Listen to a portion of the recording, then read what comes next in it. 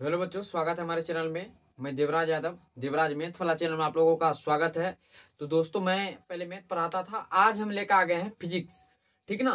Physics का बहुत ही महत्वपूर्ण टॉपिक है जिसका नाम है प्रकाश का परावर्तन। और प्रकाश के परावर्तन का बाबू मुख्य दो नियम है।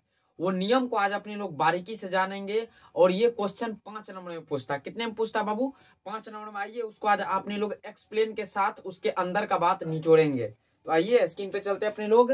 देखिए यहाँ पर क्वेश्चन ये है आपका, ऐसा आएगा, प्रकाश का परावर्तन और प्रकाश के परावर्तन के नियम को लिखे। 5 नंबर पूछेगा बाबू। सबसे पहले प्रकाश के परावर्तन का आपको डिफिनेशन देना है।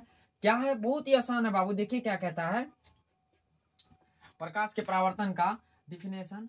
प्रकाश का किसी सतह से टकराकर माध्यम के उसी और लौटने की घटना को प्रकाश का परावर्तन कहते हैं।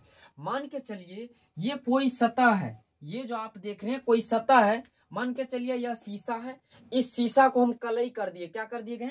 नीचे से हम पेंट कर दिए। इसको क्या कर दिए बाबू? पेंट कर दिए। तो यह परावर्तक तल बन गया। क्या बन गया बाबू?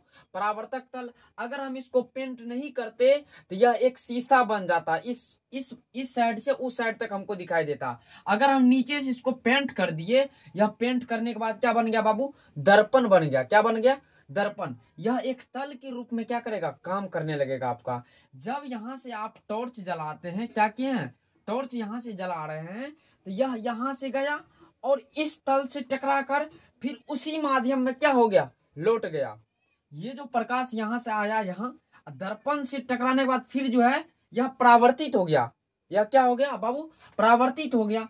और यह जो है यहाँ पर जब आपका माध्यम हवा है, यहाँ पर भी आपका माध्यम क्या रहेगा बाबू? हवा ही रहेगा। ठीक ना। और आप यहाँ से जितना एंगल से आप यह प्रकाश की किरण को भेजिएगा, उतना ही एंगल से मुड़ के वह किरण परावर्तित होगी।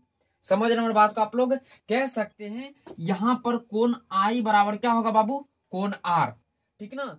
आपतन कोण बराबर परावर्तन कोण होगा। इसको अपने लोग आगे जानेंगे। सबसे पहले ये जानते हैं, जो किरण यहाँ से इधर की ओर आई है उसको हम आपतित किरण बोलते हैं। क्या बोलते हैं बाबू? उसको हम आपतित किरण बोलते हैं। जो किरण दर्पण से टकराने के बाद जो परावर्तित हुई है उसको हम क्या कहेंगे बाबू? परावर्तित किरण बोलेंगे। यहाँ पर टकराया फिर यहाँ से उधर की ओर मुड़ गया। ठीक ना। उसको हम परावर्तित किरण बोलेंगे। और इसको जो है बीचों बीच जब हम प्रकाश देंगे तो यह लंबवत क्या होगी? उसी दिशा में फिर वापस लौट जाएगी। इसको हम बोलते हैं अभिलंब। क्या बोलते हैं? अभिलंब बोलते हैं। ठीक ना बाबू। अब चलते हैं आगे। अब देखिए, आपतित किरण और अभिलंब के बीच में बना कोण आपतन कोण कहलाता है। ठीक ना। इसको हम कहते हैं कोण आई। क्या बोलते हैं बाबू? कोण आई से डिनोट करते हैं और इसको हम आपतन कोण बोलते हैं। और अगला आपका निकलेगा परावर्तन कोण। देखिए, परावर्तित किरण और अभिलंब के बीच में बना कोण आपका परावर्तन कोण कहलाएगा, जिसको हम आर से डिनोट करते हैं। किससे करते हैं बाबू? आर से। अगर मान के चलिए आपतन कोण, इधर से किरण अगर 45 डिग्री का एंगल से निकलेगा, आएगा उधर से अगर आपतित किरण, तो यहाँ पर मुड़ के भी कितना डिग्री से जाएगा बाबू? 45 डिग्री से ही जाएगा। ऐसा नहीं कि यहाँ पे 55 हो जाएगा। ठीक ना। जितना का कोण यहाँ बनेगा उतना ही कोण से यहाँ से मुड़ेगा। ठीक ना। तो ये आपका हो गया, यहाँ पर ये परावर्तक तल हो गया। और ये आपका, अब अगर आप उस तल को पेंट कर देते नीचे से तो वो आपका दर्पण का काम करने लगता है बाबू। ठीक ना। चलिए आगे बढ़ते हैं। अब इसका नियम है, कैगो नियम है बाबू? मुख्य दो नियम है। कैगो नियम है इसका? दो नियम है। पहला नियम ये है, आपतन कोण बराबर क्या होता है बाबू? परावर्तन कोण। कोण आई के बराबर कोण आर होता है। ये चीज तो अपने लोग पढ़ ही लिए हैं। जैसा कि 45 के कोण से आएगा तो 45 के कोण से जाएगा ही जाएगा। ठीक, इसलिए कह सकते हैं आप कोण आई बराबर क्या हो जाएगा? कोण आर होगा। अगला दूसरा नियम यह है, आपतित किरण, ये जो आपतित किरण है, ये वाला आपतित किरण कोमा परावर्तित किरण, ये आपतित किरण हो गया, ये परावर्तित किरण हो गया। ठीक ना। दोनों किरण हो गया। और आपतन बिंदु पर ये आपका जो है ना, यहाँ पर आपतन बिंदु मान लेते ओ है। ये क्या आप क्या बोलिएगा इसको? आपतन बिंदु बोलिएगा।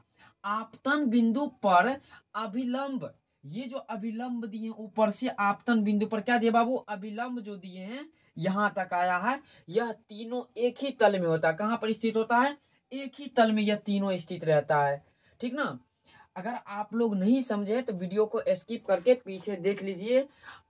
और मिलते हैं अगले वीडियो में, तब तक के लिए बाय। जय हिंद, जय भारत। अगर चैनल पे नए हैं तो चैनल को सब्सक्राइब कर लीजिए, लाइक शेयर दीजिए दोस्तों अधिक से अधिक। और इंस्टाग्राम आईडी है देवराज एजुकेशन, वहां पे भी जाकर आप सपोर्ट कर सकते हैं हमको, ठीक ना।